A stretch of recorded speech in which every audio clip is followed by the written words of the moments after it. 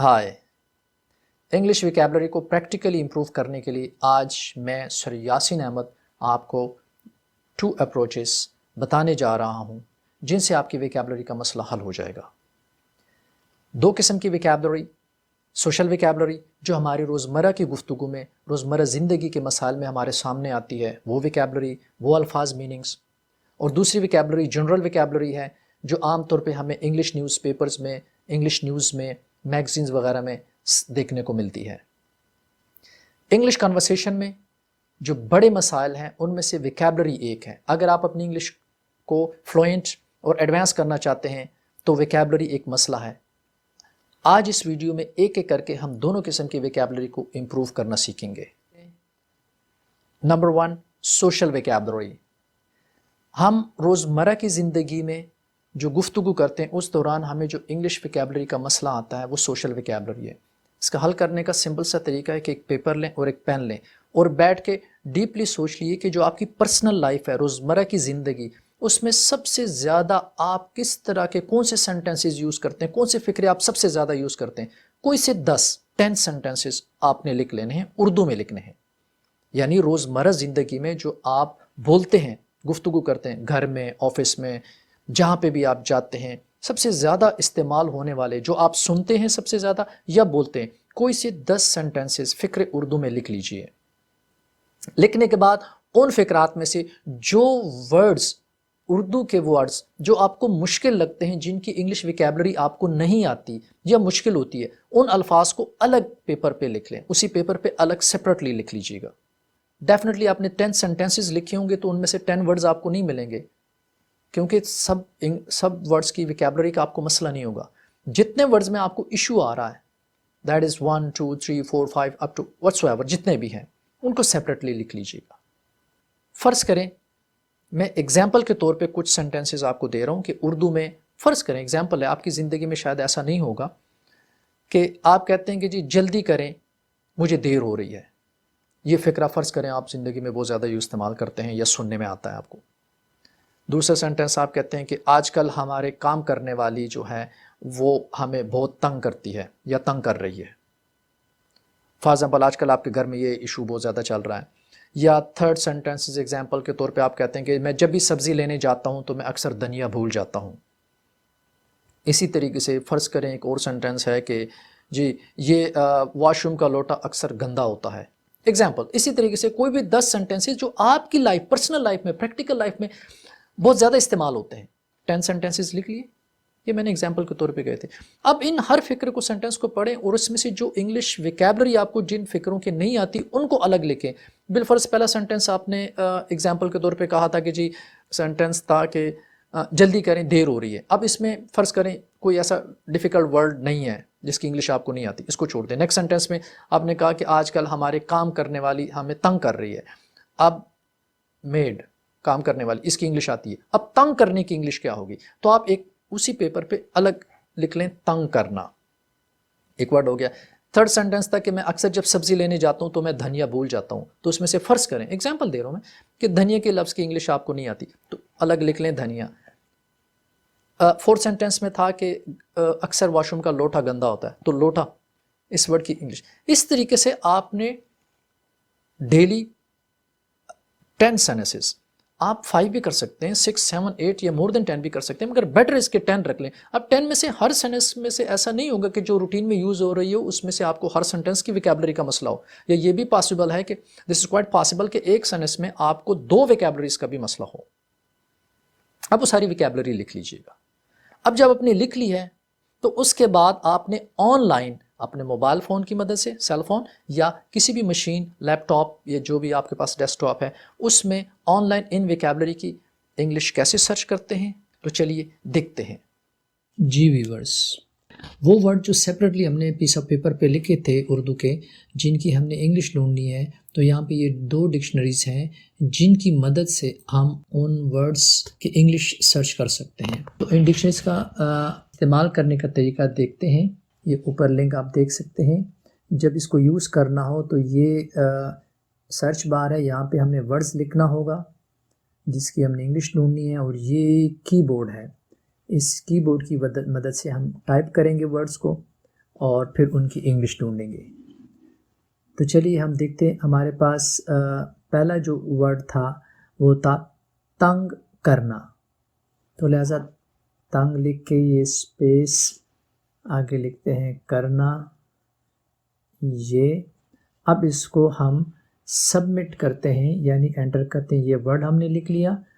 अब इसके बाद ये सबमिट है, इसको हम एंटर करते हैं, सबमिट किया। तो ये देखें ऊपर भी मीनिंग आ गई है, लेकिन नीचे भी ये देखो उन्होंने खुद भी दिया डिक्शनरी कि आपका वर्ड मैच करता है ये तंग करना से। लिहाजा इसको क्लिक किया हमने,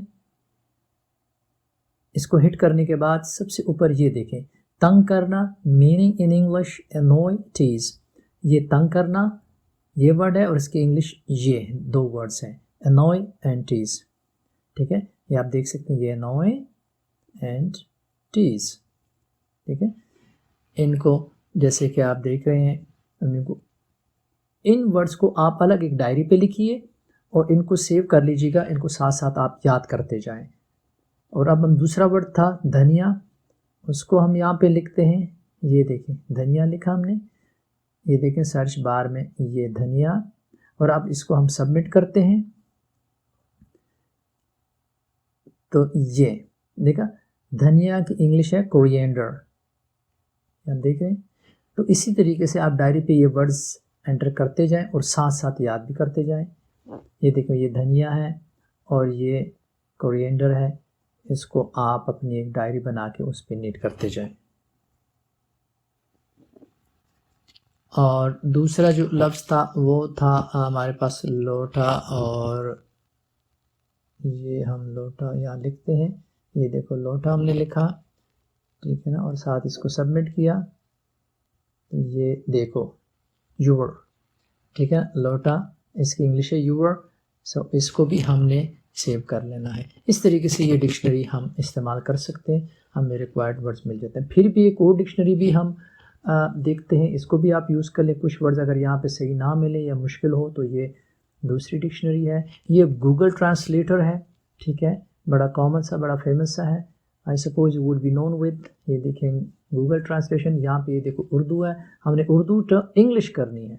ये नेक्स्ट साइड पे इंग्लिश है, आप देख सकते हैं। और यहाँ पे हमने वर्ड एंटर करना है। So let's start it. पहला जो हमारा वर्ड था, ठीक है ना, उसे यहाँ पे लिखते हैं तंग। ये देखो नीचे दिया हुआ, इसको हम हिट करते हैं तंग, और साथ ही स्पेस दे के करना। ये साथ हम इंग्लिश में लिखते हैं, नीचे वर्ड्स आ जाते हैं, हम उसको हिट करते हैं। तो ये हमने वर्ड लिखा तंग करना, ये देखें, और साथ ही इसकी इंग्लिश आ गई टू एनॉय। टू एनॉय या एनॉय इज सेम थिंग। अगर इनकी आप प्रोनाउंसिएशन देखना चाहते हैं तो ये जो स्पीकर साइन है इसको हिट कर लें, तो ये कैसे टू एनॉय को कैसे प्रोनाउंस किया जाता है वो भी आपको मिल जाएगा। तो हम नेक्स्ट वर्ड को देखते हैं, जैसे कि धनिया था से ये हमने धनिया लिखा, साथ ही आप देख सकते हैं इसकी जो है ये धनिया और ये इसकी कोरिएंडर, इधर भी ट्रांसलेशन आ गई। इसी तरीके से डियर आप ये डिक्शनरी यूज़ कर सकते हैं और आप के लिए आसानी होगी। जी व्यूवर्स, तो आपने देखा, अब ये जो आपने लिस्ट बनाया, इन न्यू वर्ड्स जो आपने सीखे, इनको बेटर है कि कोई डायरी वगैरह बना लें, उन पे एक साइड पे उर्दू और एक साइड पे इंग्लिश लिख लें, साथ डेट भी लगा लें, क्योंकि ये आपकी लाइफ में बार बार ये चीज़ें सामने आने वाली है। ये वोकैबुलरी वन टाइम नहीं है, ये भूलेगी भी नहीं इंशाल्लाह आपसे, क्योंकि रूटीन में ये चीज़ें सामने आने वाली है, ये आपकी रूटीन लाइफ है। तो जब आप नेक्स्ट टाइम ये वोकैबुलरी आज जो आपने सीखी है, 1 वर्ड है या 10 वर्ड्स हैं या व्हाट्सएवर, इनको अब नेक्स्ट टाइम जब आप ऐसी सिचुएशन आए, वो फिक्रे बोलने पड़े, तो कोशिश करें कि उर्दू की बजाय इंग्लिश वाले वर्ड्स यूज़ करें। और अगर आप समझते हैं कि नेक्स्ट पर्सन जिनसे आप बात करें हो सकता है वो ना समझे इंग्लिश में, तो बेशक आपकी मदर लैंग्वेज जो भी है, उर्दू है, पंजाबी है, आप उसमें भी बोलें। फॉर एग्जांपल कि मैं अक्सर धनिया भूल जाता हूँ, धनिया की इंग्लिश आपने सीख ली से कि कोरिएंडर है, तो आप जब भी आप किसी से कहते हैं कि चाचा जी मुझे धनिया भी दे दें, तो साथ ही आप इंग्लिश में भी कहते चाचा जी मुझे धनिया कोरिएंडर भी दे दें, चाचा जी ये कोरिएंडर धनिया भी दे दें, साथ वो वर्ड इंग्लिश का भी यूज़, यानी डबल यूज़ करें, डबल लैंग्वेज में। इसमें क्या होगा कि एक रूटीन आपकी बन जाएगी, एक हैबिट बन जाएगी बहुत जल्दी, आपको खुद भी महसूस नहीं होगा, मगर वो लफ्ज़ आपकी इतनी प्रैक्टिस होगी कि वो आपकी लाइफ का, आपकी गुफ्तगू का एक हिस्सा बनता चला जाएगा। इस तरीके से आपकी लाइफ, आपकी गुफ्तगू डेली बेसिस पे इम्प्रूव हो रही है और इंग्लिश इंप्रूव होती है। इसी तरीके से फिर नेक्स्ट डे भी ये कीजिएगा, थर्ड डे भी, और ये एक रूटीन बना ले अपनी ज़िंदगी का। 2 वर्ड्स हों, 3 हों, 5 हों, 10 हों, लेकिन रूटीन, आपको पता भी नहीं चलेगा। दिनों में आपकी विकैबुलरी इतनी स्ट्रांग हो जाएगी जिसकी वजह से आपकी इंग्लिश कम्युनिकेशन भी बहुत अच्छी हो जाएगी। यकीनन इससे बहुत फ़र्क पड़ेगा।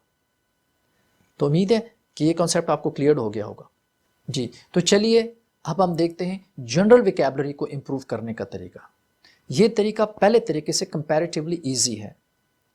आपने करना यूँ है कि कोई भी इंग्लिश का एक न्यूज़पेपर लें, किसी भी डेट का न्यूज़पेपर लें, उन्हें उस न्यूज़पेपर को पढ़ना शुरू करें। उस न्यूज़पेपर को रीडिंग स्टार्ट करें और पढ़ते जाएं और समझने की कोशिश करें। जब पहले लाइन में हो, बेशक फर्स्ट वर्ड हो, फर्स्ट लाइन में हो, फर्स्ट पैराग्राफ में, जैसे फर्स्ट वर्ड ऐसा आता है जो आपको उसकी विकैबुलरी नहीं आती या मुश्किल है, उस वर्ड को अंडरलाइन करें और गेस करें, पूरा सेंटेंस की मदद से, कॉन्टेक्स्ट की मदद से गेस करें कि इसकी मीनिंग क्या है, और फिर आगे चलते जाएं। उसको वहीं पे छोड़ दें, अंडरलाइन करके नेक्स्ट पढ़ते जाएं, नेक्स्ट पढ़ते जाएं। फिर जब आप समझते हैं कि एक और मुश्किल वर्ड आ गया तो उसको भी अंडरलाइन कर लें और गेस करें कि ये पूरा फिक्रा क्या कह रहा है। गेस जरूर करना, बेशक वो गलत हो, गेस डजंट मैटर, उसको अंडरलाइन करें, फिर आगे चलते जाएं। फिर इसी तरीके से जब 5 वर्ड्स पूरे हो जाएं, अंडरलाइन हो गए 5 वर्ड्स, आप गेस करते जाएं, बेशक वो एक लाइन में हो, 2 लाइन में हो, एक पैराग्राफ में हो, या पूरे न्यूज़ के पूरे पेज पे हो, डजंट मैटर। जब 5 हो जाएं तो आपने स्टॉप करना है। स्टॉप करके आपने फिर ऑनलाइन मोबाइल फ़ोन की मदद से या किसी भी और मशीन जो भी आपके पास है, लैपटॉप है या डेस्कटॉप है, उसमें उसको सर्च करना है। वो सर्च करना मैं आपको बाद में बताता हूँ कि कैसे सर्च करना है, प्रॉपर तरीका क्या है। लेकिन उनको आपने सर्च करना है, उसी तरीके से एक डायरी बना लेनी है, उस पर आपने वर्ड्स मीनिंग लिख लेने हैं, ठीक है। और फिर आगे जाना है, आगे पढ़ते जाएं, पढ़ते जाएं, पढ़ते जाएं। फिर जब आप लगें कि एक और वर्ड आ गया, उसको अंडरलाइन करें, फिर दूसरे को। इस तरीके से आपने डेली बेसिस पे आप 5 वर्ड्स कर सकते हैं, 10 वर्ड्स कर सकते हैं। आहिस्ता आहिस्ता न्यूज़पेपर पढ़ें और करते करते सारा न्यूज़पेपर कंप्लीट कर लें। पूरे न्यूज़पेपर की विकैबुलरी एक साइड पे रख लें और उसको याद कर लें, साथ साथ याद करते जाएं। बेशक एक न्यूज़पेपर को पढ़ते हुए आपको 2 दिन लगे, 10 दिन लगे, 1 महीना लगे, डजंट मैटर। ये वो अप्रोच आप करने जा रहे हैं जो पूरी लाइफ आपके लिए आसानियाँ होंगी। एक न्यूज़पेपर कंप्लीट कर लें, पहले न्यूज़पेपर पे ज़्यादा टाइम लगेगा, फिर दूसरा न्यूज़पेपर किसी और डेट का, सेम न्यूज़पेपर जो भी आप टाइटल यूज़ कर रहे हैं, कोई और डेट का एक और न्यूज़पेपर ले लें इंग्लिश का। वही अगर द न्यूज़ यूज़ करें तो सारी न्यूज़ को लेके चलें, डॉन यूज़ करें तो Dawn newspaper, the Nation use करें तो द नेशन, एक्सप्रेस न्यूज़ है तो जो भी किसी एक न्यूज़पेपर को सेलेक्ट कर लें और उसकी डिफरेंट डेट्स की न्यूज़पेपर उठाएं, बेशक वो साल पुराना हो। दूसरा न्यूज़पेपर लें, उसके साथ भी यही अमल करें। दूसरे न्यूज़पेपर में कंपैरेटिवली आपको ज़्यादा टाइम नहीं लगेगा, क्योंकि ऑलरेडी आप इतनी विकैबुलरी याद कर चुके हैं, वही विकैबुलरी रिपीटेडली आगे आ रही है। इसी तरीके से थर्ड विकैबुलरी पे और कम टाइम लगेगा, फोर्थ पे और कम। आपने सिर्फ 5 न्यूज़पेपर की विकैबुलरी इस तरीके से लिखनी है, याद करनी है। जब पहले न्यूज़पेपर की विकैबुलरी होगी, वो नेक्स्ट न्यूज़पेपर में रिवीजन हो रही है, रिवीजन भी होगी, वो पुख्ता भी हो रही होगी आपको, और साथ साथ न्यू विकैबुलरी भी मिल रही है। सिर्फ 5 न्यूज़पेपर की विकैबुलरी आप एक डायरी बना के याद कर लें, उसके बाद आप कोई भी इंग्लिश न्यूज़पेपर उठाएं, मैगजीन उठाएं, तो आपको बड़ी इजीली समझ आ रही होगी, न्यूज़ आपको विकैबुलरी का मसला नहीं रहेगा। तो चलिए देखते हैं कि आप ऑनलाइन जनरल विकैबुलरी कैसे सर्च करेंगे या ऑनलाइन डिक्शनरीज कैसे इस्तेमाल होती है। चलिए देखते हैं। जी व्यूवर्स, यहाँ पे मैं आपको 2 ट्रांसलेटर्स रिकमेंड करूँगा। एक गूगल ट्रांसलेटर है, एक बिंग है। जो आप वर्ड सेलेक्ट करते हैं इंग्लिश न्यूज़पेपर्स या मैगज़ीन में से, जब उनकी उर्दू आपने ट्रांसलेट करनी हो तो ये 2 ट्रांसलेटर काफ़ी हेल्पफुल हैं। इनके दोनों के लिंक्स मैं डिस्क्रिप्शन में रख दूँगा। ये गूगल ट्रांसलेटर है, ये देख रहे हैं। आपने लेफ़्ट साइड पे यहाँ पे इंग्लिश को सेलेक्ट करना है, ये देखें, और राइट साइड पे ये उर्दू, ठीक है ना, इंग्लिश टू उर्दू आपने ट्रांसलेट करनी। और वो वर्ड्स अब यहाँ पे हम लिखेंगे जो हमने इंग्लिश न्यूज़पेपर्स में से सेलेक्ट किए हैं जिनकी उर्दू चाहिए। यहाँ पे हमने क्लिक किया, ये कर्सर आया, लिहाजा यहाँ पे हम वर्ड लिखते हैं जो अमूमन न्यूज़पेपर में मिलता है। फॉर एग्ज़ाम्पल डेफिसिट, ये हमने एंटर किया, तो आप ये देख रहे हैं इसके नीचे भी ये काफ़ी मीनिंग्स आ गई हैं, ये देख लें डिफरेंट वर्ड्स, ठीक है। और राइट साइड पे आप ये देखें खसारा, इसकी उर्दू ट्रांसलेशन आ गई है। और नीचे भी देखें डेफिसिट, कमी। डेफिसिट का मतलब खसारा भी है और कमी भी है। ये यहाँ से आप इनकी ये मीनिंग्स देख सकते हैं उर्दू में। अगर आपने इनकी इंग्लिश में मीनिंग निकालनी है तो राइट साइड पे भी इंग्लिश ही रख लें। अब हम यहाँ से इसको कट करते हैं ताकि हम नया वर्ड लिख सकें। और ये दूसरा वर्ड है डिक्लेयर। ये देखिए राइट साइड पे जैसे हमने क्लिक किया ऐलान आ गया। डिक्लेयर मीन्स ऐलान।